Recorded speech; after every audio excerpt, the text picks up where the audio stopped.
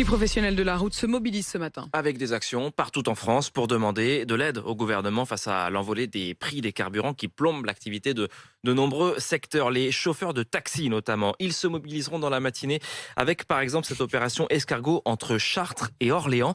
Et en attendant, ils confient leurs problématiques à Romain Poiseau pour RMC. Taxi de Lille, bonjour. Quatrième réservation de la journée pour Nicolas, chauffeur de taxi à Chartres. Guettez la voiture, on est là dans moins de 5 minutes. Il va encore falloir emmener sa cliente à Paris. On a plus de 90 km, 70% de mon chiffre d'affaires, c'est du médical, quoi. Donc c'est des gens qui vont faire des rayons, qui vont consultation sur Paris. Et quand vous avez des gros véhicules comme ça qui sont assez énergivores, c'est un plein tous les 2-3 jours. À Chartres, rares sont les courses qui restent en ville. Comme tous ses collègues, Goran a dû diversifier sa clientèle pour accepter des courses plus longues, donc plus consommatrices de carburant. Sur une année, c'est environ 100 000 km. J'ai fait un plein là il n'y a pas longtemps, j'ai mis 100 € de gasoil, alors qu'habituellement, j'en mets pour 65 € à peu près. C'est énorme. L'augmentation du prix du gasoil qui fragilise un peu plus un service de proximité nécessaire à Chartres.